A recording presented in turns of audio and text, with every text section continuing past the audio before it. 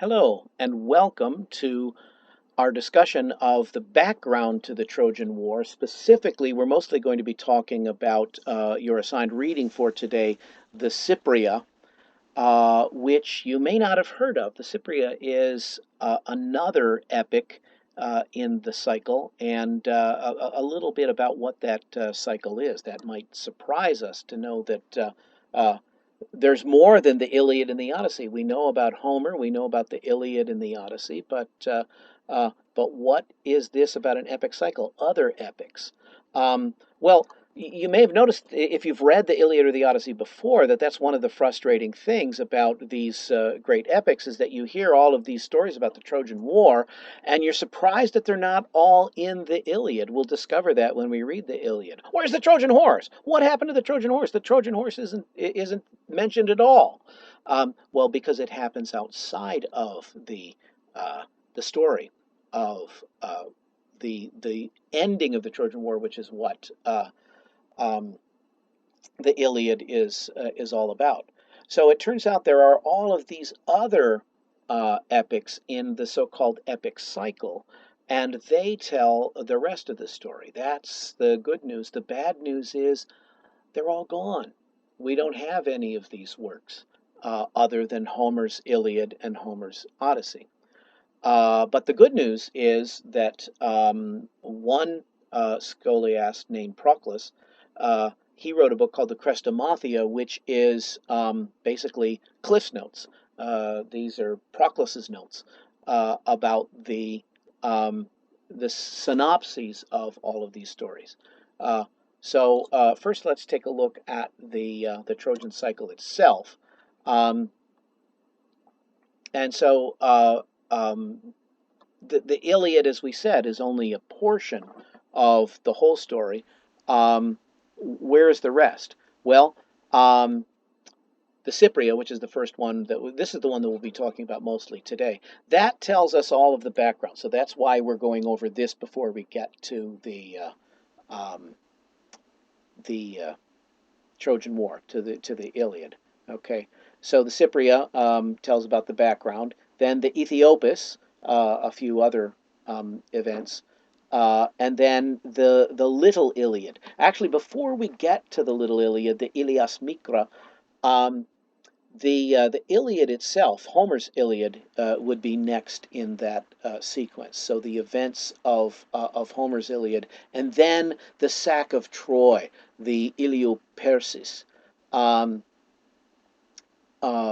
this is the story of the destruction of Troy. So that's where you will find the story of the um, the Trojan horse. Okay. Then the nostoi, the return. Nostos means return. One nostos is not told in this story, however. This is the story of all of the great heroes, those who were still alive, coming uh, back to their homes. But one hero who's left out is Odysseus, because it takes him 10 years to get back, and his return is told in its own work, the Odyssey. And then finally, there's another lost epic called the Telegony, telling about the adventures of the next generation, Telemachus, the son of Odysseus. Okay, so what about the background? Um, the lead up to the Trojan War is basically a continuation of the through line that we have been following ever since the beginning of the course. The um, the problem of what happens after Zeus. We saw from the creation of the universe, we saw three generations of uh, rulers of the universe, right? The first was Ouranos, the sky, and his consort, also his mother, Gaia, the earth. And they celebrate the Hieroskamos, the sacred marriage, and they rule the universe. But Ouranos is overcome by his son, overthrown by his son. So Kronos rises up and defeats his father and takes over as king of the universe with his consort Rhea. Um, but then he, in turn, is overcome by his son Zeus, and Zeus becomes the king of the universe. And history threatens to continue repeating that pattern, so that there's a prophecy that out there somewhere is a potential mother uh, destined to bear a child stronger than the child's father, to bear a son stronger than his father. So that's what Zeus fears. As I said, the obvious way to avoid that dilemma is simply to be faithful to your wife, faithful to Hera. But Zeus is incapable of that. He doesn't think he is, at any rate. And so he continues to worry until that's where the action of the Cypria picks up. That's where the action of the Trojan War begins, with the ending of this problem for Zeus. Okay, and he discovers that um, the potential mother, destined to bear a son greater than the father, is Thetis, this nymph that is shown in the foreground there, with her back to us. That is the nymph. Well, not a nymph. I'm sorry, uh, wrong terminology. She is a goddess. She is a water goddess. She is a daughter of Oceanus. Um, and so Zeus is there in the middle, wedding um, Thetis to Peleus. And by doing that, that gets him off the hook. Okay, so again, we're following the summary of Proclus, um, considerably later than the time it was written. Um, so Zeus is off the hook now, as we said, and he thinks, "Hooray! I'm off the hook." Um, but who else is in this picture? Who is everybody there? Zeus says, "I give thee Thetis." That is Thetis to his left there, again in the foreground, as I said. She says, "That's me." Oops! Wait a minute. Something is wrong here. Sorry about that. This is a new technology for me. There we go. Give thee Thetis to this man Peleus. So that guy in the red blanket there on the left is Peleus. Okay, so Thetis is that mother that the oracle spoke of, destined to bear a son greater than the father, and that's Peleus there. Okay, um, but who is this reaching down here and dropping something there? See in the background there, slithering over a rock, and she nefariously thinks, "Not invite me, will they? This will fix them." And so she's dropping something. Is that poison dropping into their drink? No, it's a golden apple. She drops a golden apple into the feast, and um, this is at another version, another painter's vision of what this looked like. Um, uh, this is what happened to the golden apple, and there you see it in the center of the. Notice how it geometrically the apple is the focal point of the whole composition there, which makes it uh, uh, a brilliant painting. Okay. Um, so the apple is the apple of discord. Uh, uh, Eris, the goddess of discord, that's who that slinking figure was. Here, discord is depicted as a kind of an angel there dropping the apple. Um, and the apple, inscribed on the apple, it says, "To the fairest." Okay, so all of the goddesses there who think that they are the most beautiful think that the apple should go to them. Okay, here's a picture of Eris. Um, no, I'm sorry. This is a picture of Thetis. Now, the reason that there are all different forms all around her is that water deities um, tend to be depicted as creatures of various shapes, because water doesn't have a specific shape, right? If you have a square container, the water in it will be square. If you have a round container, the water in it will be round. And so the water flows. It has all different changes. So water deities go in various different forms. And so to win Thetis, Peleus has to hold on to her. But how can you hold on to something that changes shape? How can you hold water in your hands? You cannot. Um, so let me go back to this then. So he grabs her, and then we have the wedding, and consequently the birth of the hero Achilles, and he's going to be a major part of the Trojan War. Here we see a painting of a considerably later painting. This looks like it's about 19th century. Um,